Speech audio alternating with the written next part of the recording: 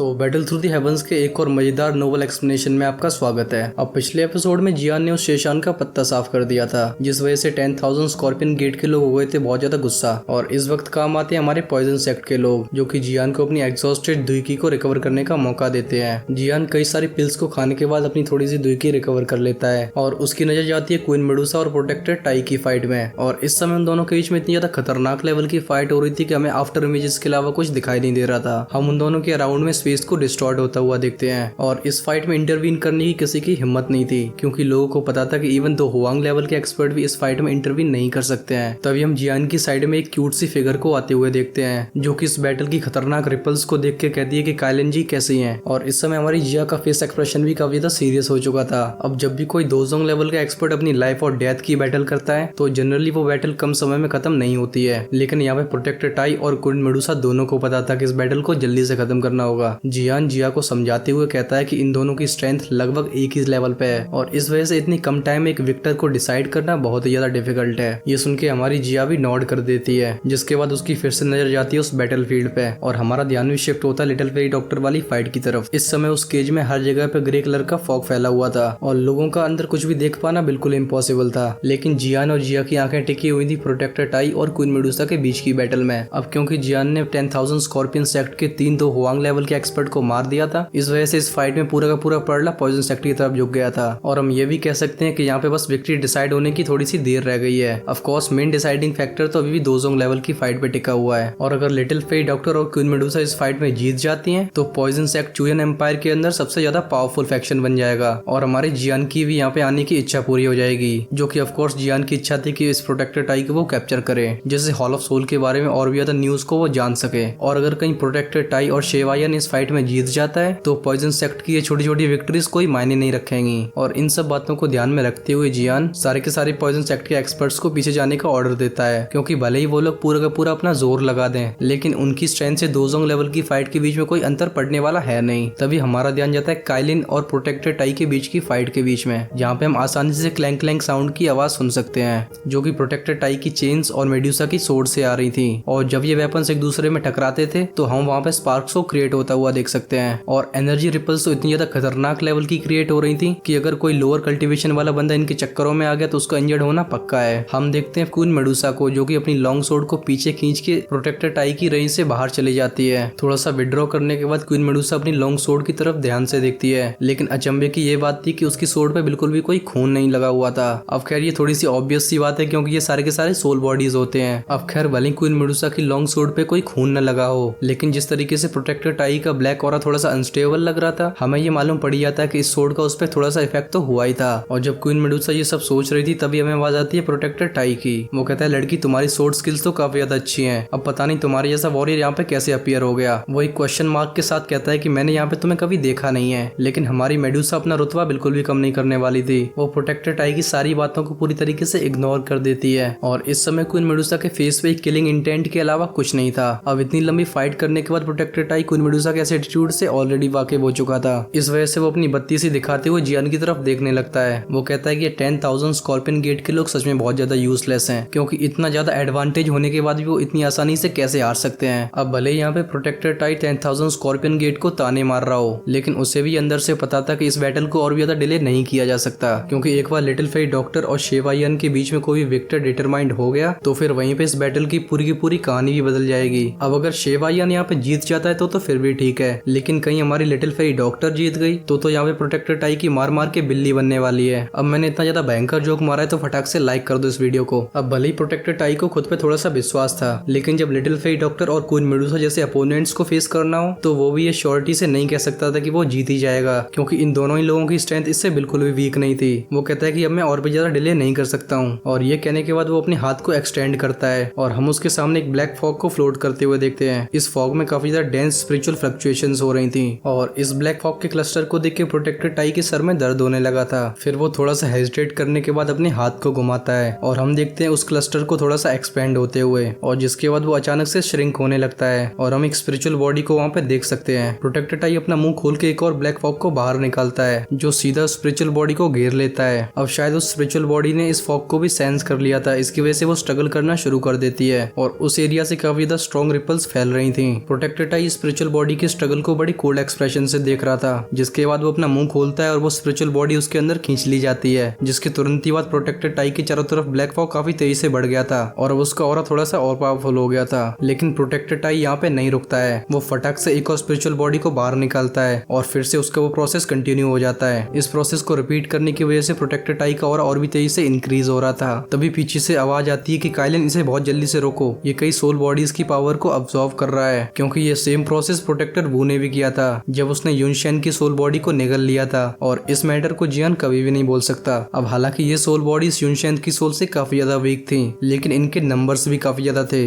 अगर protector tie कई सारी ऐसी सोल बॉडीज को निगल लेता है तो ये बात तो पक्की है कि उसकी स्ट्रेंथ एक डिसेंट अमाउंट से इंक्रीज हो जाएगी। जियान की ये बात सुनकर ही क्वीन मेडुसा आगे बढ़ती है और हम देखते हैं उसकी लॉन्ग सोर्ड को स्पेस को चीरते हुए, और जिसके बाद वो एक थंडर्स मोमेंटम के साथ प्रोटेक्टर टाई के ब्लैक फॉग में जा लगती है। अब इस अटैक की वजह से प्रोटेक्टर टाई का एकदम एक्सप्रेशन चेंज हो गया था, वो वहां से मूव करने ही वाला था, तभी उसके सामने का फॉग एकदम फट जाता है, जिससे हम कई इल्यूजनरी सोल बॉडीज को चारों तरफ फैलते हुए देखते हैं। अब क्योंकि वो प्रोटेक्टर टाई के चंगुल से आजाद हो चुकी थी, इस वजह से वो चारों तरफ भागने लगती हैं, और अगर हम इन्हें काउंट करना चाहें तो इनकी तादाद करीब 100 की होगी। इतनी सारी सोल बॉडीज को देख के जियान एक डल एक्सप्रेशन में आ जाता है। उसके दिमाग में बस एक ही बात आ रही थी कि इतनी सारी सोल बॉडीज को इकट्ठा करके ये हॉल ऑफ सोल वाले करना क्या चाहते हैं। अब इतनी सारी सोल बॉडीज को भागते हुए देख प्रोटेक्टर टाई की आंखें एकदम लाल हो जाती हैं। वो चिल्लाते हुए कहता है कि मेरे सोल बैग को डिस्ट्रॉय करने की तेरी हिम्मत कैसे हुई। इस समय हम प्रोटेक्टर टाई की पूरी बॉडी एकदम किलिंग इंटेंट से भरी हुई देख सकते हैं, क्योंकि इस नालायक ने पिछले 1 साल से इतनी सारी सोल बॉडीज को इकट्ठा किया था, और अगर प्रोटेक्टर टाई इतनी सारी सोल बॉडीज को ले जाने में नाकाम रहता है तो उसे एक भयंकर लेवल की पनिशमेंट का सामना करना पड़ेगा। और इस पनिशमेंट के बारे में सोच के प्रोटेक्टर टाई का किलिंग इंटेंट और भी ज्यादा डेंस हो जाता है, और अब उसका गुस्सा एकदम पीक पे पहुंच चुका था। हम उसे एक जानवर की तरह रोर करते हुए देखते हैं, और उसके पीछे की डार्क मेटल चेन्स में से हम क्लैंक क्लैंक का साउंड आते हुए सुनते हैं, जिन्हें वो क्वीन मेडुसा की तरफ शूट कर देता है। अब प्रोटेक्टर टाई को इस तरीके से देख के क्वीन मेडुसा फटाक से विड्रॉ करने लगती है, लेकिन पीछे जाते जाते भी क्वीन मेडुसा को उन अटैक्स को डॉज करना पड़ता है, और जिन्हें वो डॉज नहीं कर पाती है उन्हें वो अपनी लॉन्ग सोर्ड से डिफेंड करती है। इन दोनों वेपन्स के कोलिजन से काफी ज्यादा स्ट्रॉन्ग एनर्जी रिपल्स क्रिएट हो रही थी, और जहाँ से मेडुसा की लॉन्ग सोर्ड पास करती वहां से स्पेस एकदम डिस्टॉर्ट हो जाता था। अब यहाँ पे काइलिन को भी पता था कि इस तरीके से तो काम नहीं चलने वाला, इस वजह से वो मौका पाते ही प्रोटेक्टर टाई के ऊपर भी हमला बोल देती है, और इस काउंटर अटैक की वजह से प्रोटेक्टर टाई को विड्रॉ करना पड़ता है। प्रोटेक्टर टाई कहता है कि लड़की तू चाहे कहीं से भी आई हो, लेकिन आज तो मैं तुझे कैप्चर करके ही रहूंगा, जिसके बाद मैं तेरी सोल को यूज करूंगा उन सारी सोल्स के बदले में। अब वो तो अच्छी बात है कि यहाँ पे हमारा जियान अभी दोजोंग लेवल पे पहुंचा नहीं था, नहीं तो वो अभी तक कबीर सिंह बन चुका होता। और प्रोटेक्टर टाई के ये कहने के बाद उसका और भी ज्यादा डेंस हो जाता है, और अब उसकी वो 5 डार्क ब्लैक चेन्स एक पाइथन की तरह लग रही थी, जो कि एक स्विच की आवाज निकाल के क्वीन मेडुसा का पीछा करने लगती हैं। और इस समय क्वीन मेडुसा उन ब्लैक चेन्स में भी काफी ज्यादा किलिंग इंटेंट को फील कर पा रही थी। अब क्योंकि यहाँ पे प्रोटेक्टर टाई पूरी तरीके से बौखला गया था, तो इस वजह से वो और भी ज्यादा वायलेंट हो जाता है, और उसके अटैक और भी ज्यादा रूथलेस हो जाते हैं। हम क्वीन मेडुसा को यहाँ पे थोड़ा सा डिसएडवांटेज में आते हुए देखते हैं, और मेडुसा की ये सिचुएशन देख के जियान और जिया के एक्सप्रेशन काफी ज्यादा चेंज हो गए थे, और खासकर हमारी जिया तो बहुत ज्यादा एंग्शियस लग रही थी। वो जियान से कहती है कि मैं काइलिन जी की हेल्प करने के लिए जा रही हूँ, लेकिन जियान उसे जैसे तैसे करके रोकता है। वो कहता है कि तुम्हारी स्ट्रेंथ के साथ तुम उसके ऊपर एक वर्डन और बन जाओगी। जियान अपना सिर हिलाने के साथ जिया से कहता है कि तुम मुझे थोड़ी देर के लिए प्रोटेक्ट करो, ये ध्यान रखना कि कोई मुझे डिस्टर्ब न कर पाए। और ये कहने के बाद जियान एक लंबी सांस लेने के साथ अपनी हैंड सील्स को क्रिएट करना शुरू कर देता है, और इस समय हम जियान के सामने कई आफ्टर इमेजेस को क्रिएट होता हुआ देखते हैं, और जियान के फोरहेड पे काफी ज्यादा पसीना आ चुका था, और धीरे धीरे करके उसका लाल चेहरा पूरी तरीके से व्हाइट होता जा रहा था। अब जियान को इतना ज्यादा डिफिकल्ट सिचुएशन में देख के जिया काफी ज्यादा एंग्शियस हो जाती है, लेकिन क्योंकि जियान ने यह कहा था कि उसे बिल्कुल भी डिस्टर्ब न किया जाए, इस वजह से हमारी जिया यहाँ पे कुछ कर भी नहीं सकती थी। वो इस चीज को फील कर पा रही थी कि जियान जिस टेक्निक को परफॉर्म करने वाला है वो बहुत ज्यादा खतरनाक लेवल की टेक्निक है, और अगर जियान ये करने में सक्सेसफुल रहता है तो प्रोटेक्टर टाई को वो एक बड़ा सरप्राइज दे पाएगा। तभी हमारा ध्यान जाता है आसमान की तरफ, जहाँ पे क्वीन मेडुसा की लॉन्ग सोर्ड और उन ब्लैक चेन्स के बीच में काफी ज्यादा टकराने की साउंड आ रहे थे। अब भले ही मेडुसा ने प्रोटेक्टर टाई को और भी ज्यादा सोल बॉडीज को अब्सॉर्ब करने से रोक दिया हो, लेकिन फिर भी जो सोल्स उसने पहले अब्सॉर्ब करी थी उनकी वजह से उसकी स्ट्रेंथ में काफी ज्यादा अंतर आ चुका था। इस समय काइलिन का फेस एक्सप्रेशन काफी ज्यादा सीरियस था। पिछले एक्सचेंज की वजह से क्वीन मेडुसा के हाथ अब थोड़े से नम पड़ चुके थे, और हम उसे थोड़ा सा विड्रॉ करते हुए देखते हैं। हमारा ध्यान शिफ्ट होता है प्रोटेक्टर टाई की तरफ, जो कि आसमान में फ्लोट करते हुए क्वीन मेडुसा को अपनी जहरीली नजरों से देख रहा था। अब वो इतना ज्यादा गुस्सा हो चुका था कि वो जोर जोर से हंसने लगता है। क्वीन मेडुसा को विड्रॉ करते हुए देख वो समझ गया था कि वो थोड़ी सी डिसएडवांटेज में आ चुकी है, और इस वजह से वो क्वीन मेडुसा को बिल्कुल भी रिकवर करने का टाइम नहीं देना चाहता था। हम देखते हैं उसे एक इशारा करते हुए, जिससे वो ब्लैक चेन्स एक पाइथन की तरह क्वीन मेडुसा की तरफ शूट हो जाती हैं। लेकिन हमारी क्वीन मेडुसा भी यहाँ पे पीछे नहीं रहने वाली थी। वो अपनी पावरफुल दुई को अपनी बॉडी में सर्कुलेट करने लगती है, और हम उसकी बॉडी से एक ब्राइट 7 कलर के ग्लो को बाहर आते हुए देखते हैं, जिसके बाद काइलिन अपने हैंड को वेव करती है और हम देखते हैं 100 फीट के ग्लो को शूट होते हुए। और जब भी उसके अटैक उन चेन से टकराते थे तो हम वहां से बहुत ही ज्यादा डेंजरस लेवल की साउंड वेव्स को प्रोड्यूस होता हुआ देखते हैं। और इस पावर को देख के नीचे खड़े लोग समझ गए थे कि उनके बीच में एक दो जोन के बीच में कितना बड़ा गैप है। अब हम ये कह सकते हैं कि क्वीन मेडुसा और प्रोटेक्टर टाई के बीच की ये फाइट काफी ज्यादा इंटेंस सिचुएशन में जा चुकी है। तभी हमारा ध्यान शिफ्ट होता है जियान की तरफ, जिसका चेहरा और भी ज्यादा व्हाइट होता जा रहा था, लेकिन उसने अपनी हैंड सील्स को बनाना बिल्कुल भी बंद नहीं किया था। और अब जिया भी जियान के आसपास की फ्राइटनिंग फ्लक्चुएशंस को फील कर पा रही थी, लेकिन जियान की कंडीशन को देख के वो काफी ज्यादा परेशान हो रही थी। और वो ये भी जानती थी कि अगर जियान इस टेक्निक को परफॉर्म नहीं कर पाता है तो ऐसा भी हो सकता है कि उसे बैकलैश का सामना करना पड़े। और ये कोई ज्यादा विचित्र बात नहीं थी, क्योंकि कई एक्सपर्ट्स की तो इन बैकलैश से जान भी जा चुकी है। अब भले वो चाहे कितनी भी एंग्शियस हो, लेकिन वो अपना मुंह बिल्कुल भी नहीं खोलती है। वो इस समय बस जियान को अच्छे से प्रोटेक्ट ही कर सकती थी, क्योंकि इस समय अगर जियान पे कोई हमला करता है तो जियान खुद को डिफेंड करने के बिल्कुल भी काबिल नहीं है। और जब जिया चारों तरफ अलर्ट होकर देख रही थी तभी अचानक से हमारा ध्यान जाता है जियान पे, क्योंकि अब उसके आसपास की फ्लक्चुएशंस काफी ज्यादा केओटिक हो चुकी थी और हम उसके थ्रोट से एक मफल्ड साउंड को निकलते हुए सुन सकते हैं। और इस साउंड को सुनने के बाद जिया और ज्यादा चिंता में पड़ जाती है। जब वो अपनी आंखें जियान के फेस पे ले जाती है तो इस समय जियान का फेस काफी ज्यादा सीरियस लग रहा था। क्लियरली जियान को भी इस दो स्किल को परफॉर्म करने में काफी ज्यादा डिफिकल्टी हो रही थी, लेकिन जितनी ज्यादा डिफिकल्टी उतनी अच्छे रिवॉर्ड्स। और ये वाली स्किल बहुत ही ज्यादा पावरफुल थी। अब खैर तुम्हें ज्यादा अंधेरे में रखने की मुझे जरूरत नहीं है। इस टेक्निक का नाम था सी फ्लिपिंग सील, और इसे परफॉर्म करने के लिए एक बंदे को कम से कम 2 हुआंग लेवल का एक्सपर्ट होना चाहिए। और जिस स्टेज पे जियान ने अभी क्लियरली एंटर किया था, अगर जियान की जगह पे यहाँ पे कोई नॉर्मल वॉरियर होता तो शायद इस स्किल को परफॉर्म करने की उसके पास क्वालिफिकेशंस भी नहीं होती, क्योंकि इस 2 स्किल को परफॉर्म करने के लिए जिस अमाउंट में दुकी की रिक्वायरमेंट थी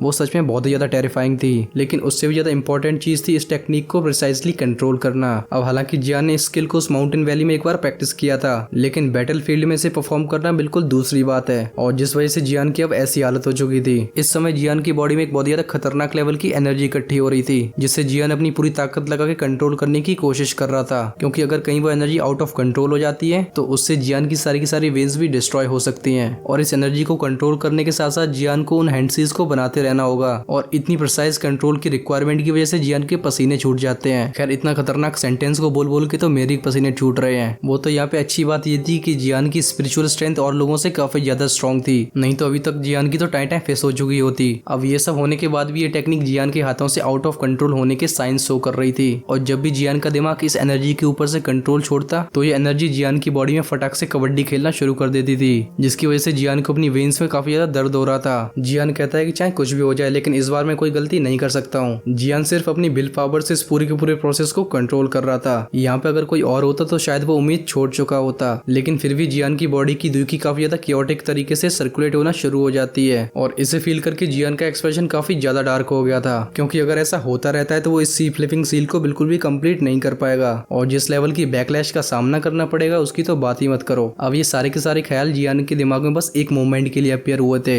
जिन्हें वो फटाक से पूरी तरीके से सरप्राइज कर लेता है, क्योंकि इस समय सिचुएशन उसे फेल होने के लिए बिल्कुल अलाउ नहीं कर रही थी। और अगर जियान से यहाँ पे कोई गलती हो जाती है तो ये पूरी की पूरी प्रोसेस वेस्ट चली जाएगी। और अब जियान वो पुराना इग्नोरेंट बच्चा भी नहीं रहा था। जियान ने अब क्योंकि इतनी ज्यादा फाइट्स को लड़ रखा था तो उसका कॉम्बैट एक्सपीरियंस काफी ज्यादा हाई हो गया था, और वो ये समझता था कि सिचुएशन में काम रहना कितना ज्यादा जरूरी है। जियान एक लंबी सी सांस लेता है, जिसके बाद वो अपने दिमाग को इस प्रोसेस में फोकस करने लगता है। और इस समय जियान ने उस क्योटिक एनर्जी को बिल्कुल कंट्रोल करना भी छोड़ दिया था, जिसकी वजह से जियान की बॉडी में वो एनर्जी हल्ला मचाना शुरू कर देती है। लेकिन जियान इस समय एक नए स्टेट ऑफ माइंड में चला गया था। वो एक थर्ड पर्सन की तरह इस पूरे के पूरे प्रोसेस को ऑब्जर्व कर रहा था, और एट द सेम टाइम उसके हाथ की हैंडसीज भी अब स्लो हो जाती हैं। और अब वो ऐसी मिस्टीरियस कंडीशन में एंटर हो चुका था कि उसके कानों में अब आवाज पूरी तरीके से शांत हो चुकी थी। तभी जियान कहता है विड्रॉ, और हम देखते हैं पतले पतले मेंटल थ्रेड्स को चारों तरफ फैलते हुए, जो कि उस फैली हुई क्योटिक एनर्जी को पकड़ के उसकी बॉडी में वापस खींचने लगते हैं। ये प्रोसेस कुछ ऐसा लग रहा था जैसे कि छोटे छोटे थ्रेड से अब एक रोप बनाई जा रही हो। अरे भाई रस्सी की बात कर रहा हूँ। जियान की इस कंडीशन की वजह से वो अपनी मेंटल एनर्जी का मैक्सिमम यूज कर पा रहा था, और अब उसकी दुखी की वो क्योटिक कंडीशन भी खत्म हो चुकी थी। इस समय उसकी दुखी पूरी तरीके से जियान के कंट्रोल में थी, और उसके चेहरे पे एक बिल्कुल रिलैक्स एक्सप्रेशन था। अचानक से वो अपनी हैंड सीज को बनाना तेज कर देता है, और हम फिर से कुछ आफ्टर इमेजेस को क्रिएट होता हुआ देखते हैं, जिसके बाद अचानक से वो हैंड सील्स एकदम स्टिफ पड़ जाती हैं। जब हमारा ध्यान जियान के हाथों पे जाता है तो उसकी 10 उंगलियां काफी ज्यादा वुंडेड हो चुकी थी। वो अपनी इंडेक्स फिंगर को एक दूसरे में कनेक्ट करता है, और अगर हम दूर से देखें तो जियान की ये पोजीशन काफी ज्यादा मिस्टीरियस लग रही थी। हम देखते हैं जियान को अपनी आंखें खोलते हुए, और इस समय उसकी आंखों से निकलते हुआ ग्लो एकदम सॉलिडिफाइड हो रहा था। ये देख के तो एक पल के लिए जिया भी थोड़ा सा डर जाती है। जिया जियान अपनी पूरी की पूरी दुई की को अपने हाथों में फोकस करता है और हम एक ब्राइट जेड ग्रीन ग्लो को उसके हाथों से बाहर निकलता हुआ देखते हैं। हम जियान के हाथों के चारों तरफ काफी ज्यादा मिस्टीरियस रून्स को देख पाते हैं और फाइनली उसके हाथों के सामने एक जेड क्रिस्टल अपीयर होता है। और जब ये Z crystal hand seal appear हुई थी, हम इसके चारों तरफ काफी ज्यादा तेजी से स्पेस को फ्लक्चुएट होता हुआ देखते हैं और इस हैंड सील की फोर्स से जिया भी काफी ज्यादा प्रेशर फील कर रही थी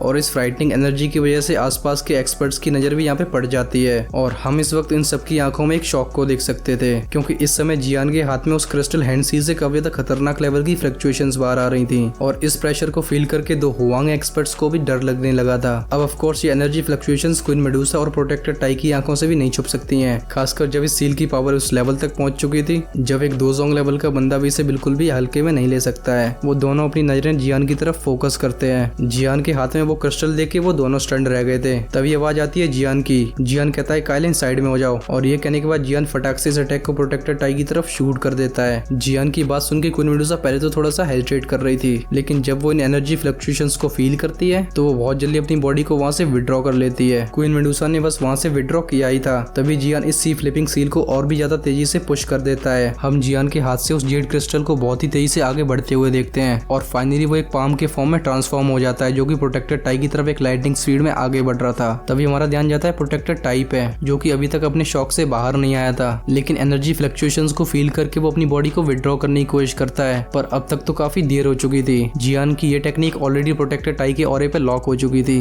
वो कहता है कि ये कौन सी टेक्निक है और खासकर ये दो हुआंग लेवल का लड़का इसे परफॉर्म कैसे कर सकता है। इस समय प्रोटेक्टर टाई का एक्सप्रेशन काफी ज्यादा अगली हो रखा था और फाइनली अब वो समझ चुका था कि उसने इस लड़के को बहुत ही ज्यादा अंडर एस्टिमेट किया है। खैर वो भी एक दोजोंग लेवल का फाइटर था। अब वो यहाँ पे खड़े होकर अपनी मौत का इंतजार तो करेगा नहीं, इस वजह से वो फटाक से अपनी और भी ज्यादा ब्लैक ऑरे को रिलीज करने लगता है और अब वो स्ट्रेंज ब्लैक फॉग उसे पूरी तरीके से सराउंड कर चुका था। हम इस डेंस ब्लैक फॉग से चारों तरफ स्पेस को डिस्टॉर्ट होते हुए देखते हैं और अगले ही मोमेंट में ये जेड क्रिस्टल उस ब्लैक फॉग के ऊपर अराइव हो चुका था और प्रोटेक्टर टाई को अब समझ में आया था कि ये है क्या। वो चिल्लाते हुए कहता है ये तो एक क्रिस्टल सील है। इस सील को देख के उसके फेस पे एक स्ट्रेंज एक्सप्रेशन आ जाता है, लेकिन नेक्स्ट ही मूवमेंट में उसका ये एक्सप्रेशन एकदम शॉक में चेंज हो गया था। वो एक डिसबिलीव के साथ कहता है कि तुम एक्चुअली गॉड सी स्किल्स को पोजेस करते हो। प्रोटेक्टर टाई की ये बात सुन के जियान की पूरी बॉडी कांप जाती है। प्रोटेक्टर टाई के मुंह से गॉड सी स्किल के बारे में सुन के जियान का गुस्सा 7वें आसमान पे चला गया था, क्योंकि जाने से पहले जूनर ने जियान से कहा था कि इस गॉड सी स्किल के बारे में किसी को पता नहीं लगना चाहिए और इस सी फ्लिपिंग सील को प्रोटेक्टर टाई रिकॉग्नाइज कर चुका था। तो अब क्या होने वाला है प्रोटेक्टर टाई के साथ, यह हमें मालूम पड़ेगा नेक्स्ट एपिसोड में, क्योंकि अगर मैंने ज्यादा बोला तो मेरा गला बैठ जाएगा और वो हम दोनों ही के लिए गुड न्यूज नहीं होगी। अब ये तो मैं गारंटी के साथ कह सकता हूँ कि इस एपिसोड में तुम्हें मजा तो बहुत ही ज्यादा आया होगा। तो इसी बात पे फटाक से इस वीडियो को लाइक कर दो और तुम्हें क्या अच्छा लगा इसे कमेंट्स में लिखना मत भूलना। अब इसकी एंडिंग से ये भी मालूम पड़ गया होगा कि नेक्स्ट एपिसोड होने वाला है बहुत ज्यादा खतरनाक। सो अगर तुम इस चैनल पे नए आए हो तो इसे फटाफट से सब्सक्राइब कर लो, क्योंकि इसमें तुम्हारा एक भी पैसा नहीं लगने वाला और इससे मेरी भी थोड़ी सी हेल्प हो जाएगी। बाकी का राइट साइड में क्लिक करके देख सकते हो तुम इससे पिछला वाला एपिसोड। तब तक मैं पानी पी के वीडियो के उस पार मिलता हूँ।